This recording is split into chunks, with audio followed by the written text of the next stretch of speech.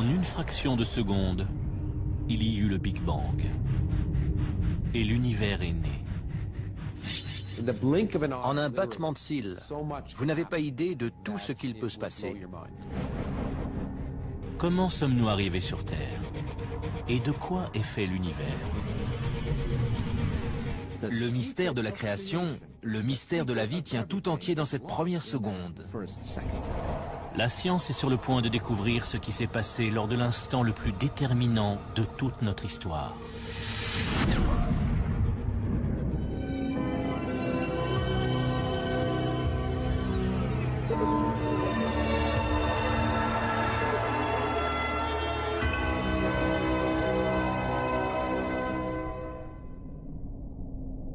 Au commencement, il n'y a rien. Pas de matière, pas d'énergie, ni même de vide, car l'espace n'existe pas. Le temps ne s'écoule pas, car il n'existe pas non plus. Soudain, venue de nulle part, surgit une boule de feu plus petite qu'un atome. Elle est 10 billions de fois plus chaude que le centre du Soleil. C'est l'explosion de ce point, plusieurs millions de fois plus petit qu'une tête d'épingle, qui va engendrer l'univers.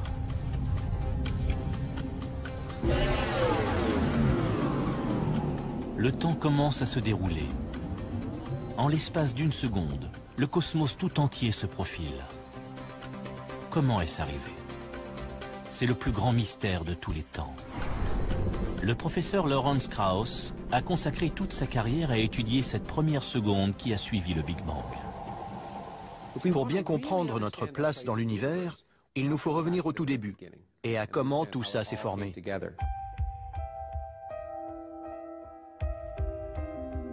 S'interroger sur l'origine de l'univers est une préoccupation relativement nouvelle.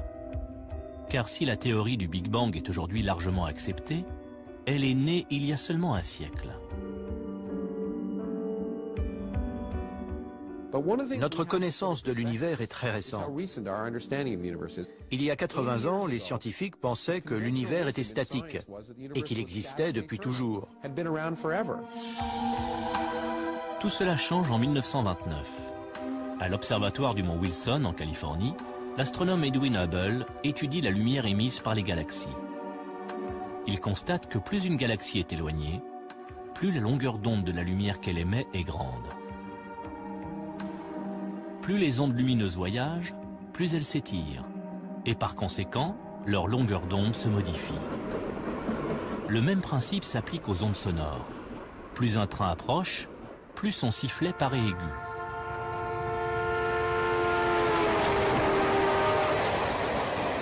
Plus il s'éloigne, plus il devient grave. Plus le train est loin, plus la distance parcourue par les ondes sonores pour atteindre notre oreille augmente. Les ondes sonores s'étirent, ce qui donne un son plus grave. Quand une galaxie s'éloigne de nous, ces ondes lumineuses s'étirent, devenant plus longues et plus rouges. On parle alors d'un décalage spectral vers le rouge. Si on regarde le spectre visible, il y a le rouge à une extrémité et le bleu à l'autre. La radiation rouge a une grande longueur d'onde, tandis que la radiation bleue a une longueur d'onde courte. Et quand on observe l'univers, on voit les radiations des galaxies lointaines s'étirer et leur lumière devenir rouge. Et plus on regarde loin, plus c'est rouge.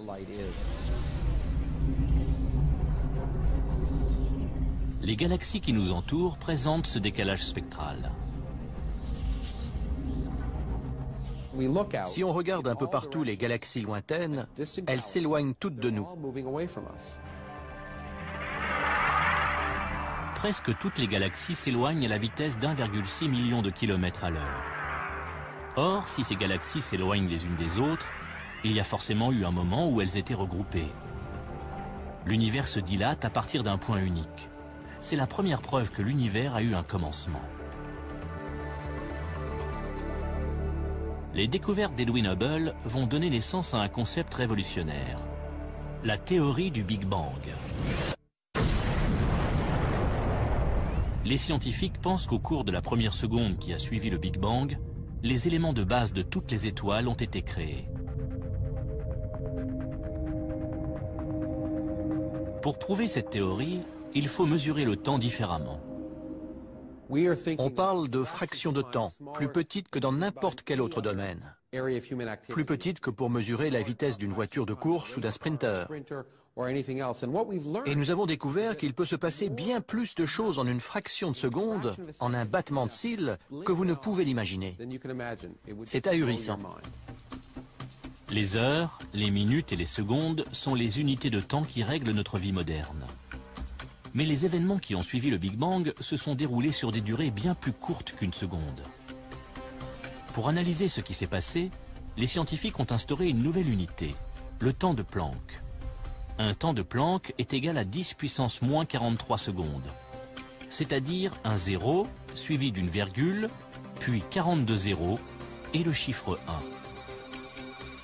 1. Difficile à appréhender. Pourtant, dans ce premier temps de Planck, il va se passer quelque chose qui va déterminer les 13,7 milliards d'années suivantes. De cette boule de feu vont naître les 4 forces fondamentales de la nature, celles qui sont à la base de tout ce qui nous entoure.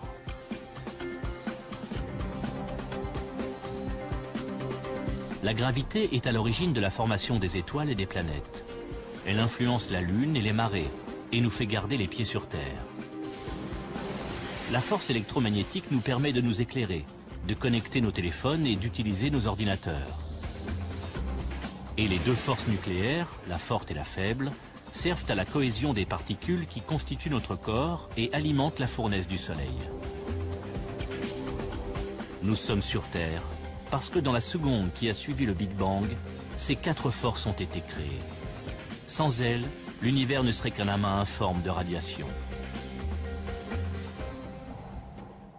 Sans ces forces, il ne se passerait rien. Il n'y aurait pas de télé, pas de sport, pas d'amour, de haine, de tragédie humaine.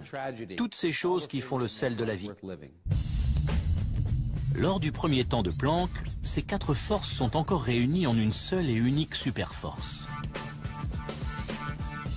La gravité et les forces nucléaires et les forces électromagnétiques ne sont pas encore divisées. Le physicien Michio Kaku étudie la façon dont elles ont pris leur indépendance. Moi, je vois ça comme un cristal. Un superbe cristal symétrique dans lequel toutes les forces sont réunies dans leur élégante simplicité au commencement des temps. Lorsque l'horloge cosmique avance d'un temps de Planck, l'univers, qui n'est encore qu'une minuscule boule de feu, se dilate brutalement. Les 4 forces commencent à se séparer, comme si on refroidissait brusquement un cristal chauffé à blanc. Des fissures apparaissent. Il se brise en 4. Le premier morceau qui se détache est la gravité. Ensuite, les forces nucléaires se séparent. Et finalement, la superforce se transforme en fragments de pierres précieuses. Ces 4 fragments sont toujours à l'œuvre. La gravité garde la Terre en orbite. Les 2 forces nucléaires font briller le Soleil. Et le rayonnement électromagnétique donne la lumière qui baigne notre planète.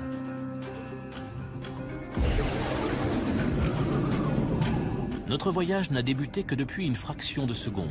Et déjà, les fondations de notre monde sont posées. L'univers n'est encore qu'une boule de feu, plus petite qu'un atome. Et sa température est de l'ordre de 1000 billions de degrés. Pour percer le mystère de l'expansion de l'univers, les scientifiques utilisent des télescopes si puissants qu'ils peuvent voir le passé. Lorsque l'astrophysicien David Spergel regarde le ciel, c'est l'histoire qu'il voit défiler. Quand on observe l'espace, on regarde dans le passé. La lumière voyage à une vitesse déterminée. Par exemple, la lumière du Soleil met environ 8 minutes pour nous parvenir. Nous voyons le Soleil non pas comme il est, mais comme il était il y a 8 minutes. Quand on regarde les étoiles, la nuit, elles sont peut-être à 10 ou 20 années-lumière. Nous les voyons comme elles étaient il y a 10 ou 20 ans. Plus on regarde loin dans l'espace, plus on se rapproche du Big Bang. La lumière des étoiles lointaines met des milliards d'années à nous parvenir. Elle s'étire tellement durant son voyage qu'elle se transforme en ondes radio. Il faut des radiotélescopes pour les percevoir. C'est l'antenne Cornet de Holmdel dans le New Jersey qui a permis d'en savoir davantage sur le Big Bang.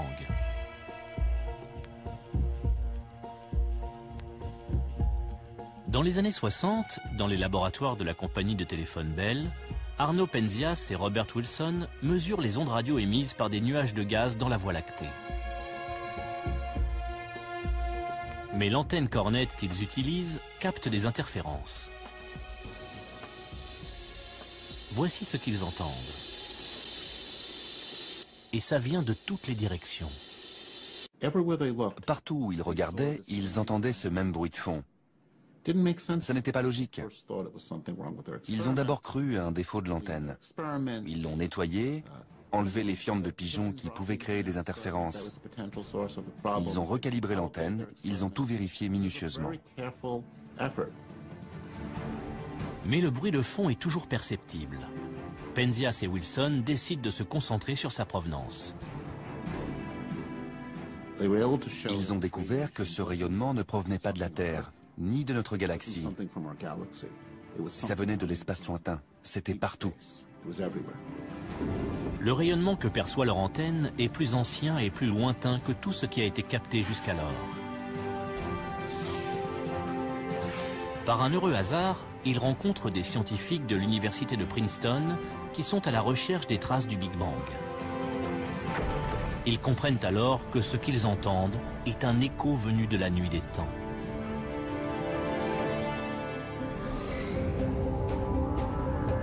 Le Big Bang a été si violent et si chaud que des reliquats de cette chaleur sont toujours présents. Au commencement, la chaleur prend la forme d'un rayonnement X très chaud. Ce rayonnement s'étire, se refroidit et se transforme en lumière visible, passant du bleu au rouge. Puis il se transforme en micro-ondes et enfin en ondes radio.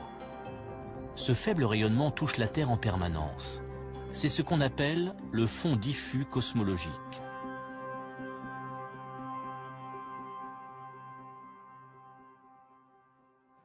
Le fond diffus cosmologique est l'écho de la création, les braises, les dernières lueurs de l'onde de choc originelle qui a donné naissance à l'univers. Si nos yeux étaient capables de voir ce rayonnement micro-ondes, chaque soir on pourrait assister au Big Bang. En regardant le ciel, on pourrait voir une explosion. 13,7 milliards d'années plus tard, il existe un moyen de voir ce rayonnement cosmique à l'œil nu.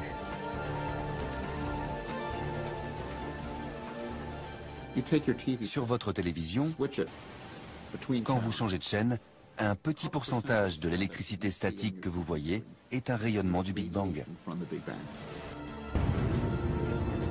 Ce rayonnement cosmique est une porte ouverte sur le Big Bang. Il est également la preuve que l'univers est entré dans une nouvelle ère.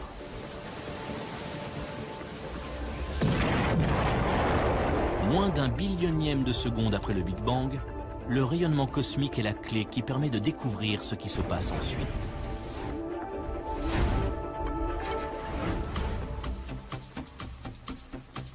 L'aiguille de notre horloge cosmique fait quelques petits bonds en avant et la boule de feu se métamorphose. L'univers, qui était plusieurs milliards de fois plus petit qu'un atome, atteint soudain la taille d'une balle de baseball.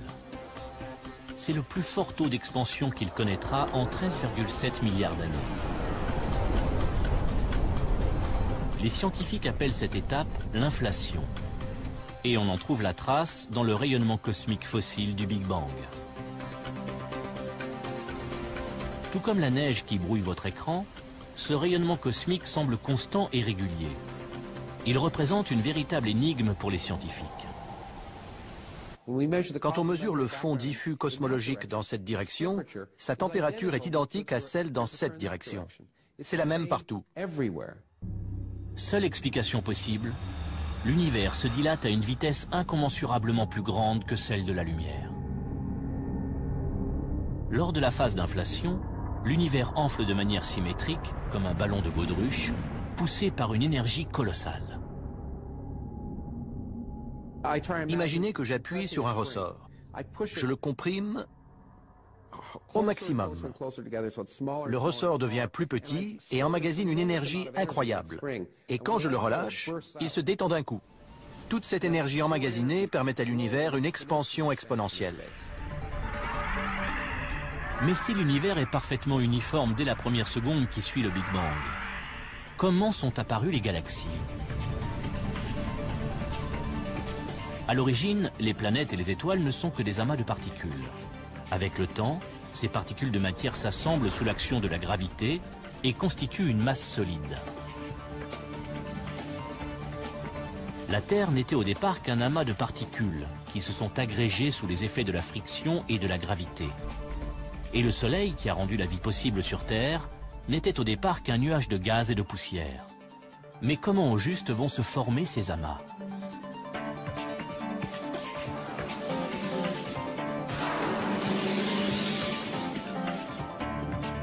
Pour tenter de comprendre la formation des étoiles et des planètes, les scientifiques de la NASA, comme David Spergel, ont développé la sonde WMAP, un satellite chargé de mesurer précisément les fluctuations de température du rayonnement cosmologique.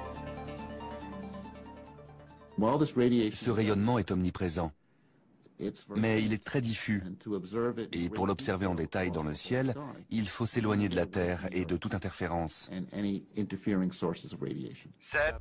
mise à feu, les signaux sont au vert. 5, La NASA lance la sonde en 2001, allumage des moteurs. Et décollage de Delta 2 et de la sonde WMAP, partie explorer le passé et le futur de notre univers. dans l'espoir qu'elle fournisse un instantané précis de l'univers dans sa première seconde. Le lancement a été un grand moment, très intense. L'avoir décollée et constater qu'elle fonctionnait. La sonde est en orbite à 1,5 million de kilomètres de la Terre. Elle est tellement sensible qu'elle peut mesurer la température du rayonnement cosmique à 1 millionième de degré près. Pendant 5 ans, WMAP va analyser le ciel dans ses moindres détails. Elle est en orbite, avec la Terre et le Soleil derrière elle, dirigés vers l'espace. Le satellite tourne très rapidement. La sonde couvre un tiers de la voûte céleste toutes les heures et dresse une cartographie du rayonnement fossile. La sonde suit la Terre dans son orbite autour du Soleil et enregistre les températures de la voûte céleste. Elle génère ensuite des cartes détaillées comme celle-ci. On y observe un phénomène étonnant. Les taches rouges et bleues dans la voûte céleste représentent de minuscules variations de température. Les petites zones bleues sont des zones où il fait quelques dizaines de millièmes de degrés plus froid. Et dans les zones rouges, il fait un peu plus chaud. On constate donc de minuscules variations de température dans le ciel. La sonde nous montre l'univers tel qu'il était il y a plus de 13 milliards d'années. L'univers continue de se dilater, et ces minuscules variations vont se transformer en amas de particules qui vont grandir sous l'effet de la gravité et devenir suffisamment denses pour donner naissance à des étoiles et des galaxies. C'est le rêve de tous ceux qui embrassent une carrière scientifique. Voir des choses que personne n'avait jamais vues. Apprendre des choses passionnantes sur des questions fondamentales comme de quoi est fait l'univers? Que s'est-il passé au tout début? Voici une carte de l'univers dans la seconde qui a suivi le Big Bang. L'ébauche du cosmos que nous connaissons aujourd'hui. Lorsque les images du fond diffus cosmologique sont arrivées, la presse a titré « Le visage de Dieu ». Soyons réalistes, ce n'est pas le visage de Dieu, c'est en fait la photo d'un bébé, d'un univers balbutiant. Et donc la découverte du fond diffus cosmologique est vraiment l'une des découvertes scientifiques les plus importantes de tous les temps.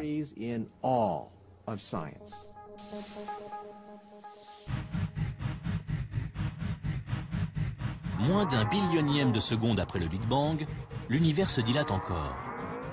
La boule de feu a désormais la taille d'un pamplemousse. L'univers grouille d'énergie et de radiation. Mais, à mesure qu'il se dilate et se refroidit, quelque chose de nouveau voit le jour.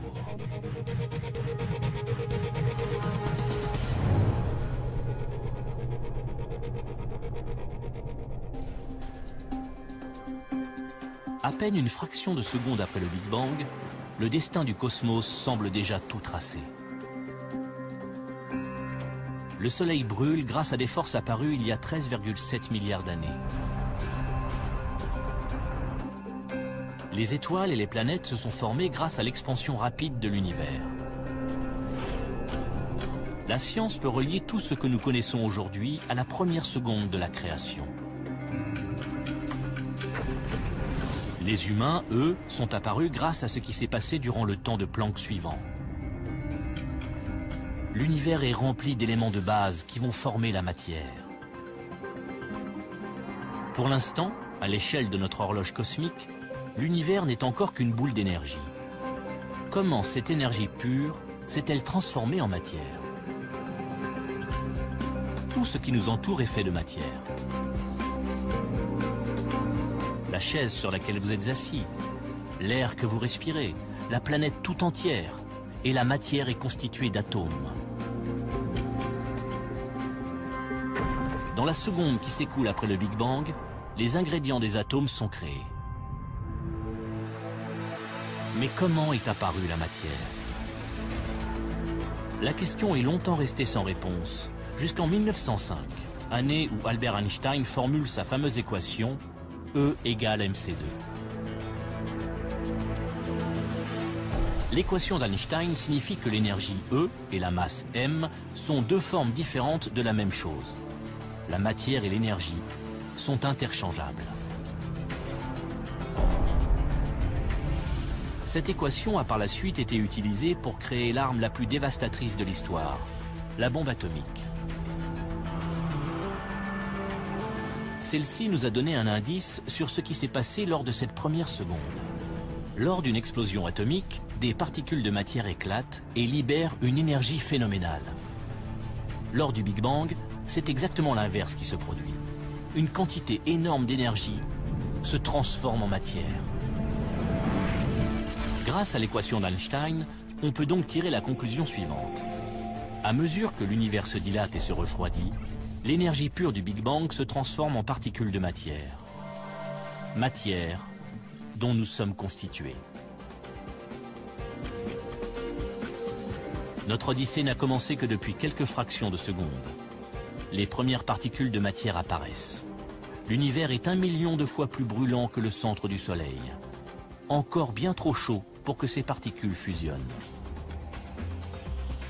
Les scientifiques se retrouvent aujourd'hui face à une énigme. À quoi ressemblait ce premier état de la matière? Et comment s'est-elle transformée en protons et neutrons qui forment tous les atomes de l'univers? Ça ne pouvait pas être des atomes. C'est comme si on mettait un glaçon dans un sauna, il fondrait immédiatement. On ne peut pas avoir de glaçon dans un sauna.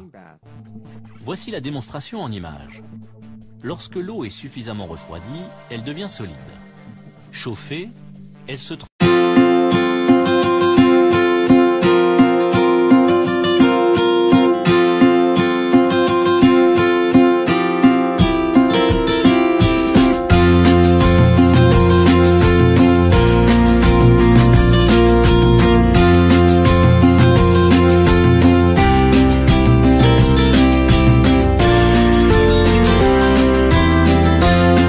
En liquide. Et si on chauffe cette eau, elle se change en gaz, en vapeur d'eau. Si on surchauffe un gaz, l'énergie dégagée fait éclater les atomes. Dans la première seconde, l'univers est tellement chaud que seuls les éléments de base des atomes peuvent y survivre. Si vous traversiez les premières secondes de l'univers, vous seriez désintégré. Vous seriez réduit en miettes et même les débris, les noyaux atomiques de votre corps se diviseraient en particules subatomiques. Il ne resterait rien de votre corps.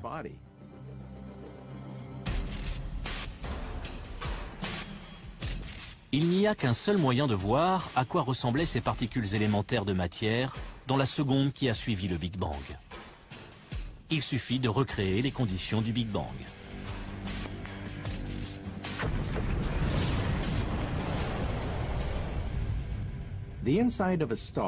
La température au cœur d'une étoile se mesure en dizaines de millions de degrés. Mais le Big Bang se mesure en billions de degrés. Donc, le seul moyen de simuler l'instant de la naissance de l'univers, c'est avec un accélérateur de particules. En faisant entrer des protons en collision, on peut atteindre des températures qu'on n'a pas connues depuis la naissance de l'univers. L'accélérateur de particules est donc le seul gadget qui permette de simuler la genèse.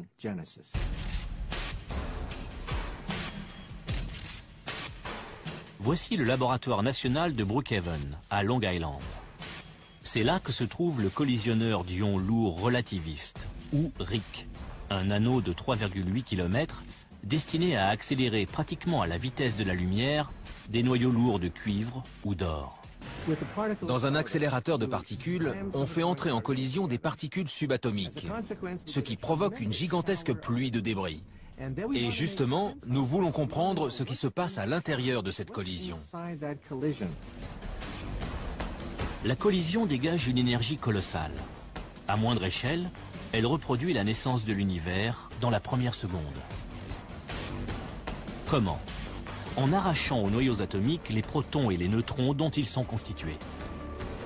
Cette énergie est même suffisante pour faire exploser les neutrons et les protons.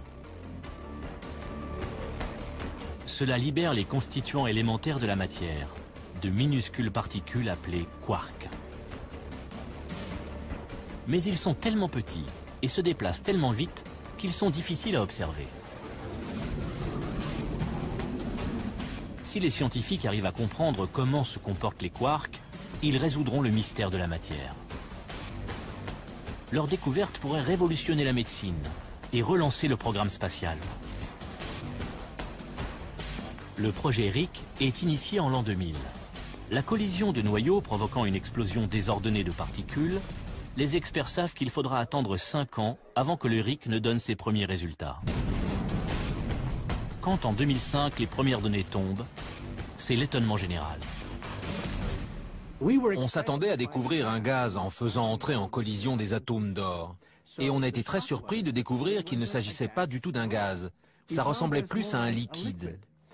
On a été vraiment surpris. Maintenant, si on veut envisager la naissance de l'univers, il va falloir oublier cette idée d'un gaz de particules subatomiques. Aujourd'hui, on sait que c'est plus comme un liquide, comme une soupe. Lorsque la matière apparaît pour la première fois dans l'univers, les quarks sont tellement denses et chargés d'énergie que l'univers entier ressemble à un liquide. L'univers est passé d'une boule de feu à une soupe de quarks en un clin d'œil. Un liquide chaud, dense et mouvementé. Il grouille de minuscules particules en constante interaction. Tandis que notre horloge cosmique affiche le millionième de seconde, l'univers continue de se dilater et de se refroidir. Il passe de la taille d'un pamplemousse à celle de notre système solaire. L'énergie pure s'est transformée en matière. Or, on sait que sans la matière, nous ne serions pas là. C'est d'ailleurs ce qui a bien failli nous arriver. Car au cours de cette première seconde, une menace plane sur la matière. Une guerre terrible se prépare. Une fraction de seconde après le Big Bang, l'univers est une gigantesque soupe de particules. Mais ces minuscules particules de matière vont devoir se battre pour survivre.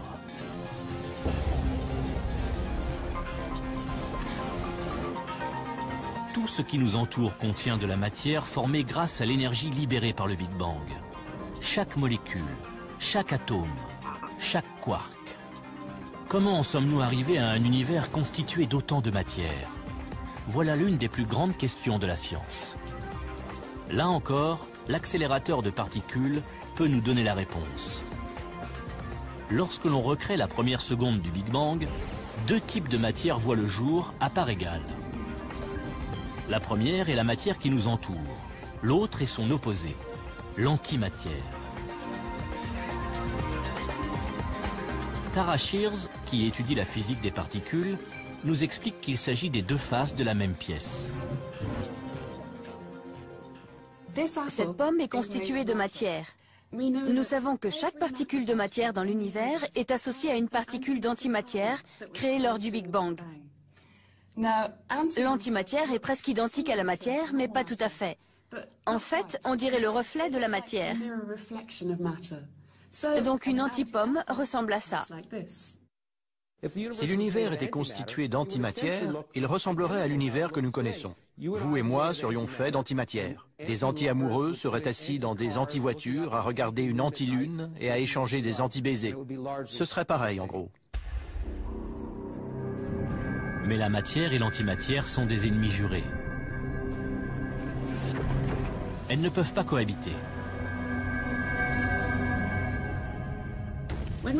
Lorsqu'une particule de matière rencontre une particule d'antimatière du même type, elles s'annulent. Elles explosent ensemble, elles se détruisent l'une l'autre. Toute l'énergie qu'elles libèrent provoque une gigantesque explosion d'une puissance incroyable. Quelques fractions de secondes après le Big Bang, l'avenir de l'univers est déjà en danger. La matière et l'antimatière se livrent un combat sans merci. L'univers est à peine né qu'il risque déjà de s'éteindre. Lorsque la matière entre en collision avec l'antimatière, le résultat est explosif. Une boule de matière de la taille d'une pomme qui entrerait en collision avec son équivalent en antimatière libérerait autant d'énergie qu'une bombe nucléaire de 10 mégatonnes. Si on pouvait revenir au tout début de l'univers, juste après le Big Bang, on se retrouverait au milieu d'un véritable bouillonnement de matière et d'antimatière se détruisant l'une l'autre.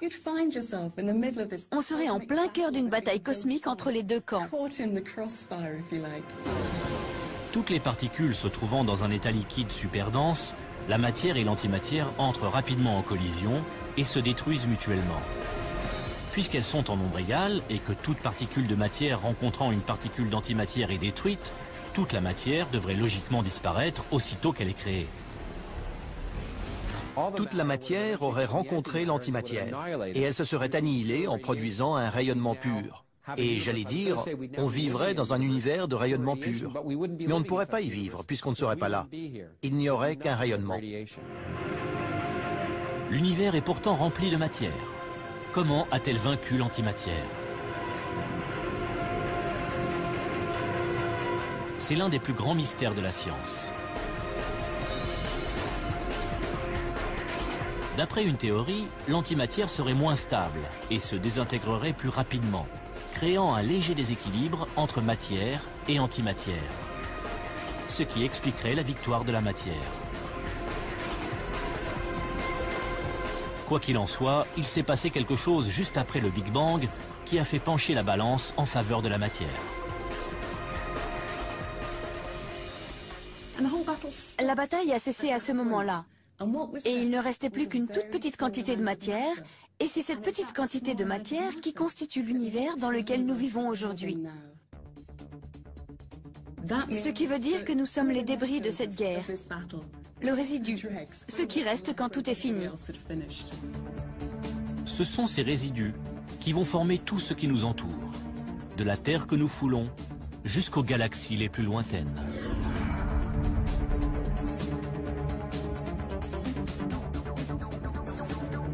Lorsque notre horloge cosmique arrive à la fin de la première seconde, la superforce originelle s'est séparée en 4 forces distinctes. La matière a triomphé de l'antimatière. Et grâce aux infimes variations de température qui vont se répercuter dans l'univers, la gravitation va créer, au cours des milliards d'années à venir, des amas de matière qui formeront les galaxies.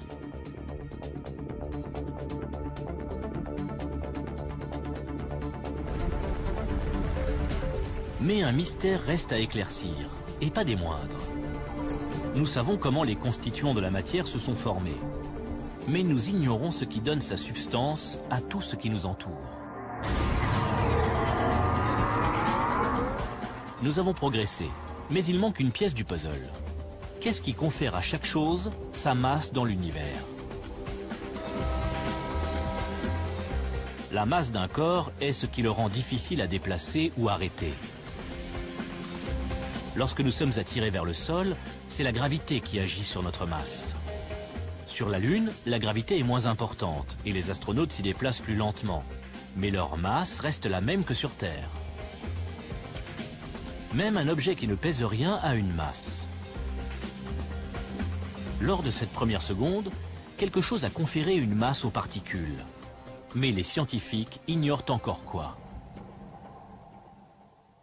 Il y a un trou, une pièce manquante, la pièce centrale de ce puzzle.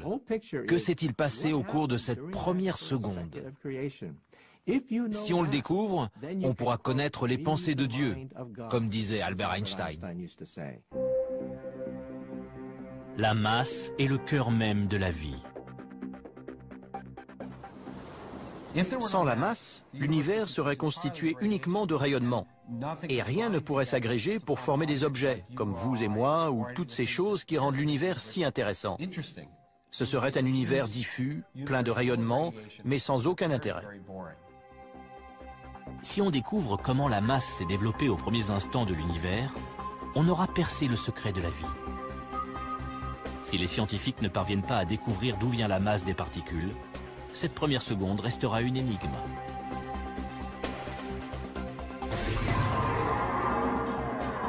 Notre périple est presque terminé. Et pourtant, il nous manque toujours une information cruciale. Cette question a intrigué les scientifiques pendant des décennies. Puis, en 1964, à l'université d'Édimbourg, le physicien Peter Higgs a proposé une théorie révolutionnaire. Selon Higgs, un champ de force invisible aurait balayé l'univers dans ses premiers instants, conférant une masse aux particules. C'est ce qu'on appelle le champ de Higgs. Lorsque les particules entrent en contact avec ce champ, elles acquièrent une masse. Imaginons que je suis en voiture et que je tombe en panne d'essence.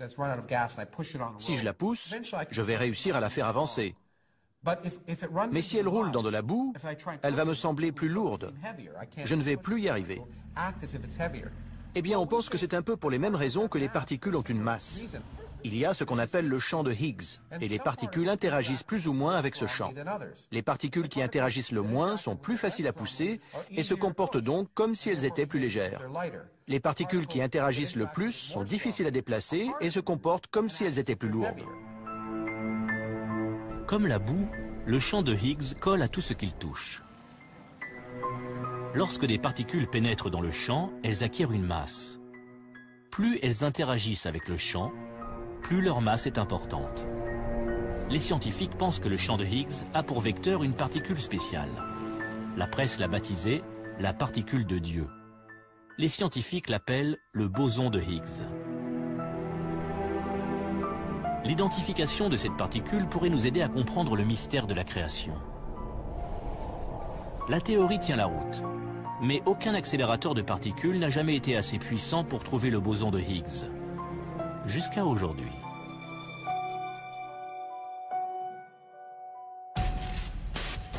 Enfoui sous terre, près de Genève, en Suisse, se trouve le dispositif expérimental le plus cher de l'histoire. Le Grand Collisionneur de Hadron, ou LHC. C'est le plus grand accélérateur de particules au monde, et notre meilleur atout dans la traque au boson de Higgs. Nous voulons voir si la particule de Higgs existe réellement.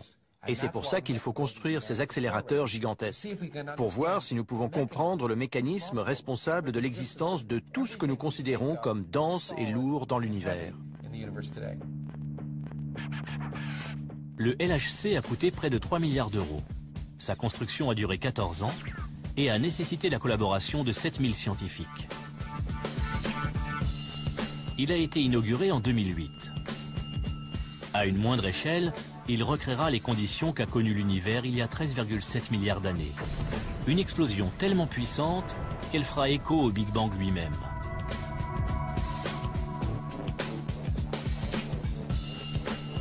Si ça marche, les scientifiques comme David Evans pourront résoudre le dernier mystère de la matière.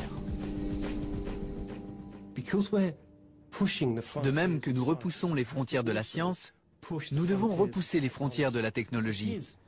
C'est non seulement la plus grosse machine au monde, mais c'est sans conteste la plus complexe. Enterré à environ 100 mètres sous terre, l'accélérateur forme un anneau de 26 km. À l'intérieur, 2 faisceaux de protons plus fins qu'un cheveu pourront être accélérés à une vitesse proche de celle de la lumière. plus de 299 000 km à la seconde. Le LHC fera se heurter les protons avec une énergie 7 fois plus grande que n'importe quel autre accélérateur. 300 billions de protons, répartis en 2 faisceaux cheminant en sens inverse, parcourront l'anneau et se percuteront au centre d'énormes détecteurs. Lawrence Krauss part inspecter l'un de ces détecteurs, de la taille d'un immeuble de 5 étages. Je me trouve dans ce qui a été décrit comme l'une des cathédrales gothiques du XXIe siècle. Ces structures gigantesques sont faites de milliers de tonnes d'acier, plus que la quantité de fer dans la tour Eiffel, et contiennent des dizaines de milliers de valves et de fils.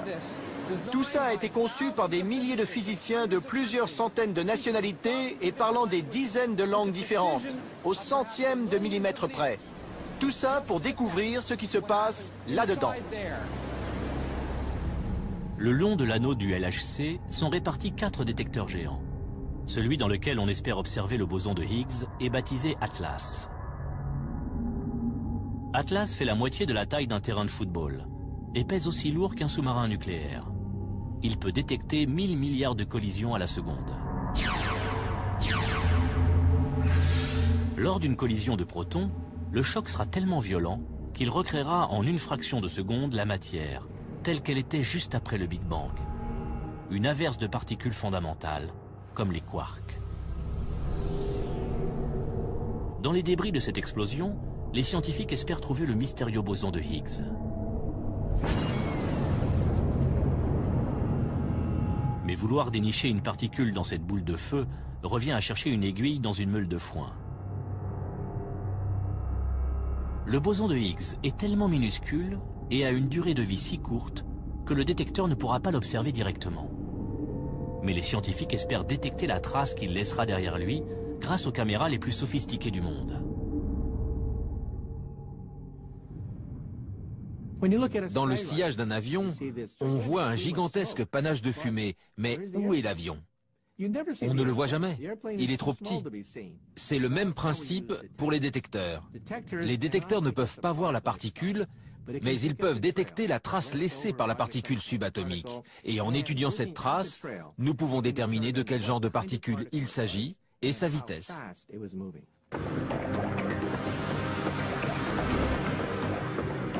Le LHC va produire plus de données que n'importe quel autre instrument sur la planète.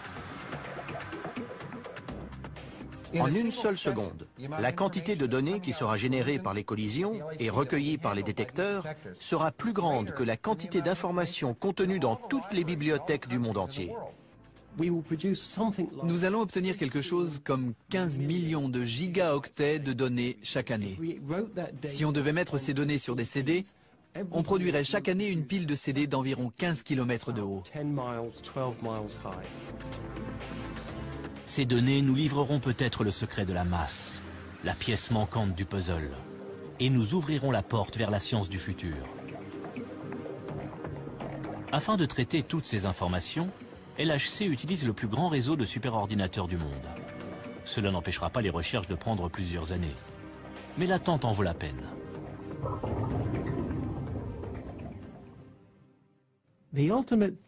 Ce qui est excitant quand on travaille dans ce domaine, c'est de savoir qu'on va découvrir une vérité universelle. Si on découvre quelque chose de primordial sur notre univers, cette découverte sera éternelle. Éternelle dans le temps, mais aussi dans l'espace. Cette expérience pourrait enfin nous révéler les vérités essentielles à la base même de notre existence. Une perspective qui met les scientifiques du monde entier en effervescence. On ne sait pas encore ce que fera le LHC. On a de grands espoirs. Ça représente plus de puissance à une échelle plus petite. Il va nous emmener là où nous ne sommes jamais allés. Ce que le LHC va nous apprendre va changer notre façon de voir la première seconde du Big Bang. Toutes les preuves indirectes que nous avons indiquent que nous allons sûrement trouver la réponse à cette question. Ce n'est pas garanti, mais pour la première fois, nous sentons que nous sommes sur le point de faire cette découverte fondamentale. Si grâce au LHC, on trouve ne serait-ce qu'un élément de réponse à toutes ces questions, Ce sera merveilleux pour nous de pouvoir étoffer notre connaissance de l'univers, de le comprendre encore mieux. C'est le rêve de tout physicien. Dans la salle de contrôle du LHC, l'expérience la plus importante de l'histoire de la science va bientôt commencer. Après les dernières vérifications, l'accélérateur est scellé, puis refroidi à une température plus basse que celle qui règne dans l'espace.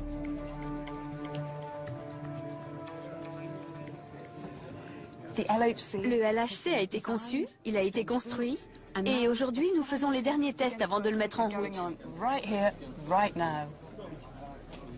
Ce que vous voyez là, c'est où on en est des tests. Et les physiciens autour de nous observent ce qui se passe sur leur écran d'ordinateur. Le LHC pourrait lever le voile sur le plus grand mystère de la vie, un peu comme si nous assistions au moment de la création.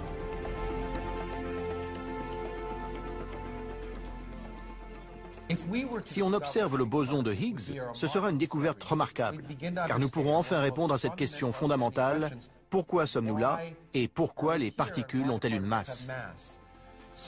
C'est difficile d'imaginer une question plus fondamentale que celle-là, et on est sur le point d'y répondre. Qui sait ce qui va se passer dans les 100 ou 150 ans à venir?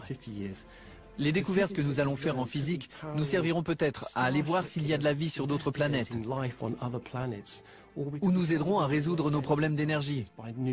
On ne le sait pas encore, c'est pour ça que c'est si palpitant. On ne sait pas ce qu'on va trouver. Si l'expérience est réussie, le LHC pourrait ouvrir une nouvelle ère scientifique. Mais si elle ne nous permet pas de trouver le boson de Higgs, nous ne saurons toujours pas comment la matière a acquis sa masse. Et l'énigme de la première seconde ne sera pas entièrement résolue. Il faudra proposer de nouvelles théories et concevoir de nouvelles expériences. Je suis lucide. Je suis conscient qu'on ne trouvera peut-être rien du tout. Ça pourrait engendrer une crise dans le monde de la physique. Ça pourrait mettre un frein aux sciences physiques. Si nos machines ne s'avèrent pas assez puissantes pour lever le rideau sur l'acte suivant et nous en apprendre davantage sur la matière et l'énergie. Une chose est sûre, grâce au LHC, les scientifiques vont quasiment toucher du doigt le Big Bang. L'accélérateur va revenir 13,7 milliards d'années en arrière pour recréer l'instant déterminant de la naissance de l'univers, la seconde qui a tout changé.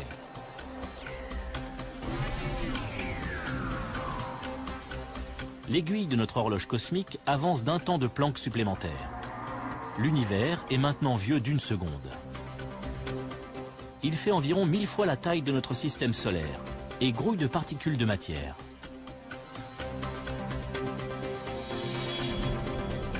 Il s'est suffisamment refroidi pour que les quarks s'assemblent 3 par 3 et forment des protons et des neutrons. Dans la grande saga de l'univers, le premier chapitre de notre histoire vient de s'ouvrir.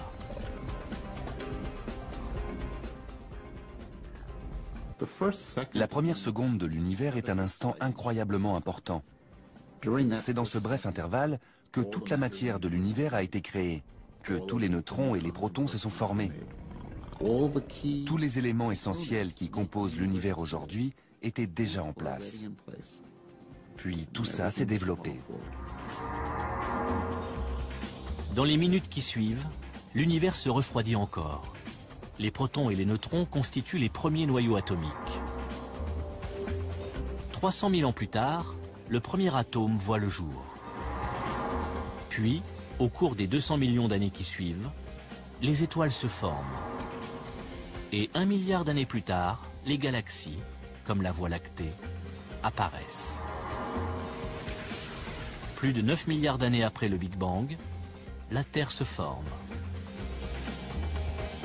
Un Big Bang, une seule seconde, la genèse de notre univers.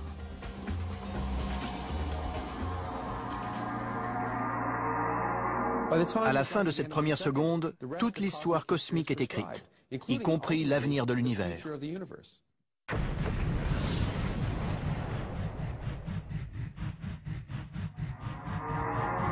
Environ 13 695 millions d'années après le Big Bang, l'homme apparaît sur Terre.